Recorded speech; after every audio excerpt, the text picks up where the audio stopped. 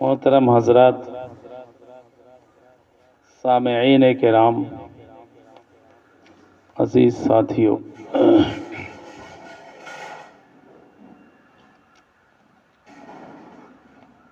مقدس مہینے کے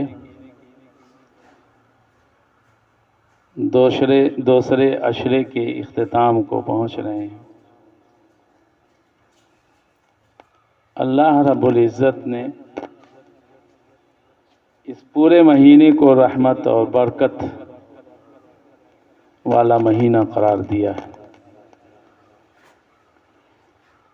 وہ انسان بہت ہی بدقسمت ہے کہ جس کے سامنے یہ مہینہ آئے اور وہ ان برکتوں کو حاصل نہ کر پائے۔ اس مہینے کے لیے 11 مہینے تک اللہ رب العزت جنت کو تیار کرتا ہے، سجاتا ہے۔ اس رمضان کے اعزاز کے لیے اس مہینے کے اندر اللہ رب العزت نے قرآن پاک کو مکمل نازل فرمایا، پھر وہاں سے حسب حال مختلف مہینوں کے اندر 22 سال کے اندر قرآن پاک کو وقتاً جناب محمد رسول اللہ صلی اللہ علیہ وسلم پر حضرت جبریل علیہ السلام کے ذریعے سے نازل فرمایا۔ اسی لیے پورے قرآن کو چھونا بھی بغیر وضو اور بغیر غسل کے ضروری نہیں ہے۔ لا یمسہ الا المطہرون، اس کو ناپاک لوگ چھو نہیں سکتے، خواہ اس کی ایک آیت ہو، ایک سورت ہو یا پورا قرآن پاک ہو، یعنی جزء قرآن اور مکمل قرآن اس میں داخل ہے۔ اسی مہینے کے اندر عشرے اواخر کے اندر جناب محمد رسول اللہ صلی اللہ علیہ وسلم نے اعتکاف فرمایا ہے، جو 20 سے لے کر چاند کے دیکھنے تک مسجد کے اندر ٹھہر جانے کو اور ایک گوشے میں قیام پذیر ہو جانے کو اعتکاف کہتے ہیں۔ اور اعتکاف اس لیے بھی ضروری ہوتا ہے تاکہ اللہ کی نعمتوں اور برکتوں کا حصول بہت آسانی کے ساتھ ہو جائے۔ اس لیے کہ جب اللہ رب العزت کے بارگاہ میں مسجد کے اندر معتکف ہو جاتا ہے اور اعتکاف کی حالت میں اس کا ہر لمحہ، ہر لحظہ، ہر دن، ہر 24 گھنٹہ وہ عبادت میں شمار ہوتا ہے۔ اور ظاہر ہے کہ اسی اخیر عشرے کے اندر اللہ رب العزت ایک رات ایسی بھی عنایت فرماتا ہے جس کو لیلۃ القدر کہا جاتا ہے۔ لیلۃ القدر کے بارے میں کئی روایتیں ہیں۔ پہلی روایت میں تو یہ ہے کہ 20، 22، 24، 26، 28، 30 ان جوز طاقوں میں کبھی بھی آ سکتی ہے۔ دوسری روایتوں میں یہ ثابت ہوتا ہے کہ یہ جوز طاقوں میں نہیں بلکہ طاق راتوں میں آتی ہے، یعنی 21، 23، 25، 27، 29۔ غالب گمان یہ رہتا ہے کہ یہ 27ویں کو اکثر و بیشتر ہوتی ہے، اور بقیہ راتوں کے اندر، اخیر راتوں کے اندر یہ گھومتی رہتی ہے۔ کسی سال 21 میں ہو جاتی ہے، کسی میں 25 کو ہو جاتی ہے، کسی میں 27 کو ہو جاتی ہے، کسی میں 29 کو ہو جاتی ہے۔ بعض لوگوں کا یہ بھی کہنا ہے کہ یہ 27ویں رات کو ہمیشہ رہتی ہے اور بقیہ راتوں میں کبھی کبھی کسی بھی رات میں ہو سکتی ہے۔ بہرحال یہ تو پورا مہینہ برکتوں والا مہینہ ہے، اور اخیر راتوں کے اندر اللہ رب العزت نے ایک رات ایسی بھی رکھی ہے جس کو لیلۃ القدر کہا جاتا ہے۔ خیر من الف شہر، یہ 1000 مہینوں سے بہتر ہے۔ یعنی گویا کہ اگر کسی کے نصیب میں یہ ایک رات کی عبادت آ جائے تو اس کا مطلب یہ ہے کہ اس نے ہزار مہینوں کی عبادت کی ہے. اور ظاہر ہے کہ اتنی برکت والی رات کسی انسان کو بھی چھوڑنا نہیں چاہیے، بلکہ انسان کو تو یہ بھی سوچنا چاہیے کہ اللہ رب العزت نے یہ رمضان المبارک کا مقدس مہینہ ہماری قسمت میں لکھا ہے،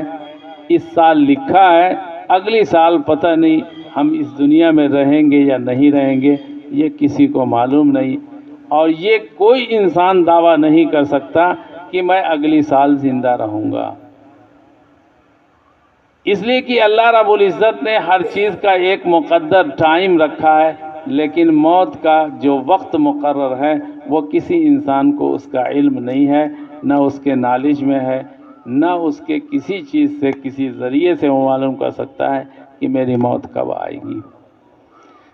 اس لیے موت کی تیاری کے لیے یہ مہینہ بہت بہتر ہے، اس لیے کہ اس مہینے میں جو بھی عبادت انسان کرے گا وہ ایک دن کی ایک عبادت 72 عبادت کے برابر ہوگی. جو فرض نماز پڑھے گا وہ ایک فرض 72 فرض کے برابر ہوگی. جو نفلی عبادت کرے گا وہ ایک نفلی عبادت 72 نفلی عبادتوں کے برابر ہوگی. اس لیے اگر ہمارے سامنے رمضان المبارک کا مقدس مہینہ آتا ہے تو اس کو ہمیں ایسی ضائع نہیں کرنا چاہیے، بلکہ اس کا خوش اسلوبی کے ساتھ استقبال کرنا چاہیے، تاکہ رمضان المبارک کے مقدس مہینے کی جو برکت ہے وہ ہم کو مکمل حاصل ہو سکے. اسی لیے جو میں نے آپ کے سامنے آیت تلاوت کی ہے، وَجَاهَدُوا فِي اللَّهِ حَقَّ جِهَادِهِ، کہ اللہ کے راستے میں اللہ کے لیے ایسی کوششیں کرو جیسا کہ اس کا حق ہے. حق کا مطلب یہ ہے کہ انسان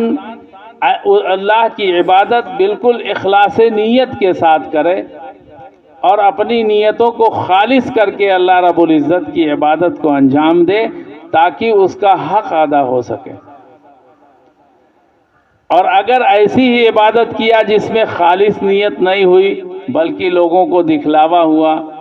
لوگوں کو دکھلانے کے لیے اس نے عبادت کی، لوگوں کو دکھلانے کے لیے کام کیا، تو اس کا ثواب اور ثمرہ اس کو نہیں ملتا. اور ظاہر ہے کہ اللہ رب العزت نے روزے کو ایسی عبادت بنایا ہے کہ جس میں دکھلاوا کا کوئی سوال ہی نہیں پیدا ہوتا. اسی لیے حدیث پاک میں آتا ہے الصوم لی،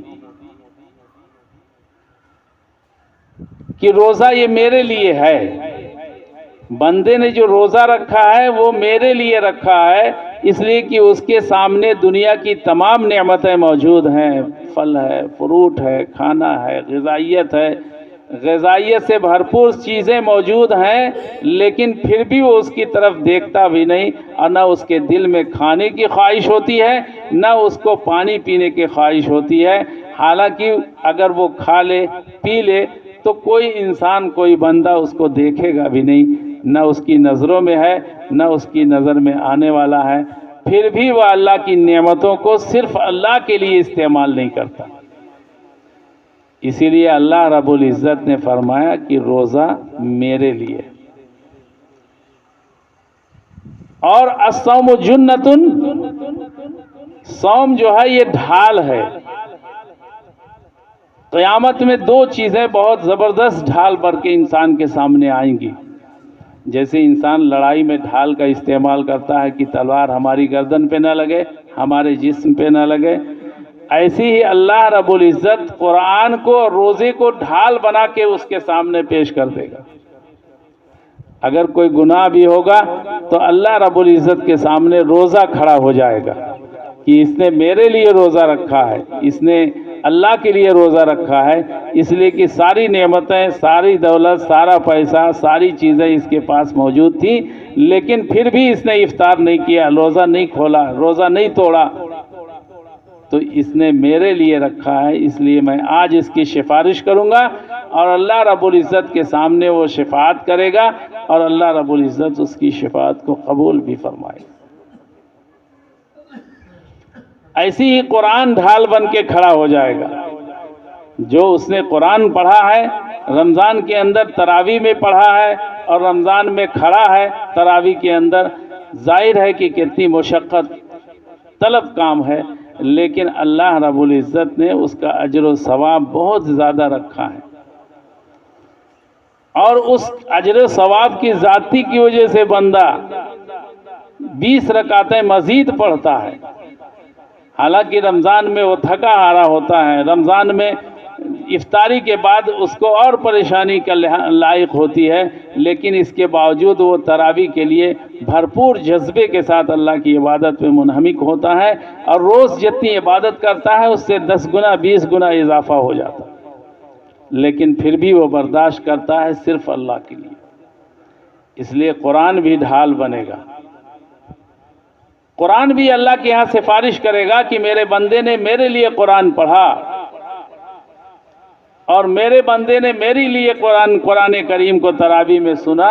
اتنی رکعتوں کا اضافہ کیا، اے اللہ تو اس کو بخش دے، اس کی اگر اور بھی گناہ ہیں تو اس کو معاف فرما دے۔ تو اس لیے یہ عبادتیں اللہ رب العزت جو رمضان مبارک کے مہینے میں جو اضافہ ہے، یہ ہمارے لیے بہت صحت کے حساب سے بھی بہت مفید ہے، اس لیے کہ ہم رمضان میں افطاری کرتے ہیں، اس کے بعد ایک پورا ذخیرہ انرجی کا ہوتا ہے، جو انرجی جسم اور باڈی کے اندر تحلیل ہونا ضروری ہے، اور رکوع اور سجدے کے اور قیام کی حالت میں وہ انرجی پورے جسم میں پھیل جاتی ہے، جو ہم کو پوری اور صالح قوت عطا فرماتی ہے۔ اگر غیر رمضان میں اتنا انسان کھا لے جتنا روزے میں کھاتا ہے، وہ بھی کسی غذا کا کوئی توازن نہیں رہتا، نہ کھٹی میٹھے کا کوئی توازن ہے، نہ شیر و شکر کا کوئی توازن ہے، جو آیا سب کھا لیا اور سبھی اللہ کو فضل و کرم سے ہضم بھی ہو جاتا ہے۔ یہ رمضان کی برکت ہے، اس کی خصوصیت ہے، ورنہ جتنا انسان علم غلم غذائیں کھاتا ہے اتنا تو انسان کے لیے ہضم کرنا بھی مشکل ہے، لیکن دن بھر کا بھوکا، جسے مثل مشہور ہے بھوکا بنگالی بھات ہے بھات، اس کو کیا ملنا چاہیے؟ بھات، تاکہ اس کا پیٹ بھر سکے۔ اس لیے انسان رمضان کی افطاری کے وقت یہ نہیں سوچتا ہے کہ میرے سامنے کیا ہے، جو کچھ بھی ہے سب کھایا اور سب ہضم ہو گیا، اس لیے کہ اللہ نے اس میں نعمت رکھی ہے، اس میں برکت رکھی ہے، اسی نعمت اور برکت کی وجہ سے اللہ رب العزت رمضان میں ہاضمہ بھی اللہ رب العزت مضبوط کر دیتا ہے۔ تو یہ چند باتیں تھیں، اور ایک بات یہ ہے کہ رمضان کے اندر 3 چیزیں ہیں، 3 حالات انسان کے اوپر آتے ہیں رمضان میں، بیماری آتی ہے، اور سفر کی صورت آتی ہے، اور کوئی ایسی چیز آتی ہے جس میں جہاد میں جو مشقت ہوتی ہے وہ بھی آتا ہے۔ تو اس کے بارے میں حدیث پاک نے ارشاد فرمایا کہ سفر کے اندر اگر انسان ہے تو وہ روزہ نہ رکھے۔ روزہ نہ رکھنے کی 3 حالات امت نے، فقہا نے بیان فرمائی کہ روزہ، اگر روزے سے مشقت ہے سفر کے اندر تو نہ رکھنا افضل ہے، اور اگر روزہ رکھ سکتا ہے تو رکھ دینا افضل ہے، اور اگر سفر میں روزہ رکھنے سے ہلاکت کا یا نقصان کا اندیشہ ہے، مضرت کا نقصان ہے کہ طبیعت خراب ہو جائے گی، بیمار ہو جائے گا، شدید قسم کی تکلیف کا یا موت کا اندازہ ہے، تو ایسی صورت میں روزہ کو نہ رکھنا واجب ہے سفر کے اندر۔ یہی حالات بیماری کے ہیں، لیکن جو رخصت اللہ رب العزت نے سفر میں یا بیماری میں دی ہے، اس کا مطلب یہ نہیں ہے کہ روزہ کھول دو، یہ تو اجازت ہے، لیکن اس روزے کی قضا رکھنا ضروری ہے۔ پورے سال کے اندر کبھی بھی اس روزے کی قضا کرنا یہ انسان کے اوپر ایسا ہی فرض ہے جیسے کہ رمضان کے اندر روزہ فرض ہے، اور ظاہر ہے کہ جب چیز آپ کے اوپر فرض ہے تو اس کی قضا بھی فرض ہے۔ جیسے قرض ہے، آپ نے کسی سے قرض لیا تو اس کی قرض کی ادائیگی ضروری ہے، ایسا نہیں ہے کہ قرض اپنے آپ معاف ہو جائے،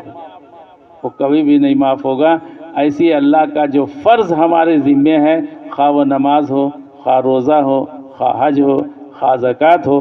جو بھی فرض اللہ رب العزت نے ہمارے اوپر لازم اور فرض قرار دیا ہے، اس کا ادا کرنا ایک دم ضروری ہے، اور عدم ادائیگی کی صورت میں اس کی قضا ضروری ہے، اور قضا بھی نہیں کیا تو سزا ضروری ہے۔